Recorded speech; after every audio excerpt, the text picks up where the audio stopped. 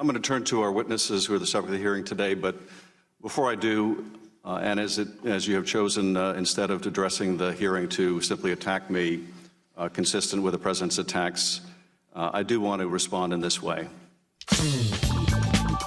My colleagues may think it's okay that the Russians offered dirt on a Democratic candidate for president as part of what was described as the Russian government's effort to help the Trump campaign. You might think that's okay. My colleagues might think it's okay that when that was offered to the son of the president, who had a pivotal role in the campaign, that the president's son did not call the FBI. He did not adamantly refuse that foreign help. No, instead, that son said that he would love the help of the Russians. You might think it's okay that he took that meeting. You might think it's okay that Paul Manafort, the campaign chair, someone with great experience in running campaigns, also took that meeting. You might think it's okay that the president's son-in-law also took that meeting.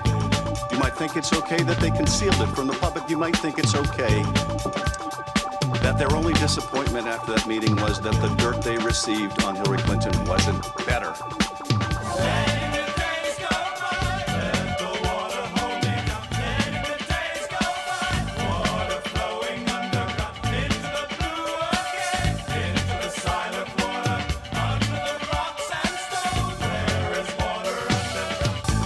You might think it's okay that when it was discovered a year later that they lied about that meeting and said it was about adoptions. You might think it's okay that the president is reported to have helped dictate that lie. You might think that's okay.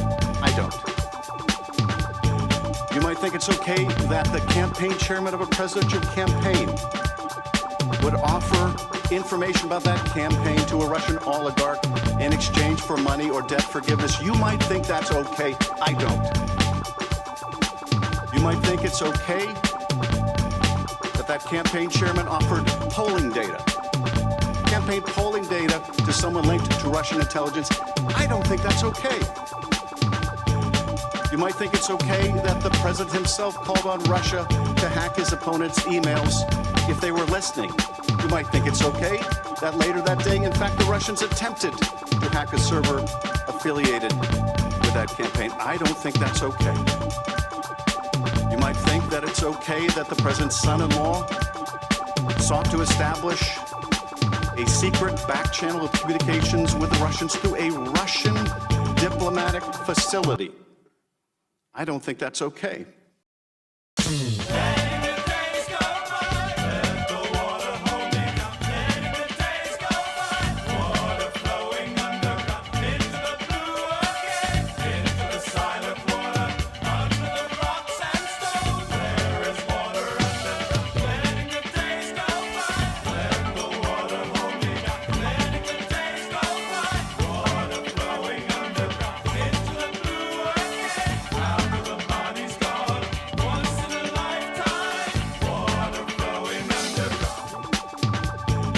You might think it's okay that an associate of the president made direct contact with the GRU through Guccifer II and WikiLeaks and is considered a hostile intelligence agency.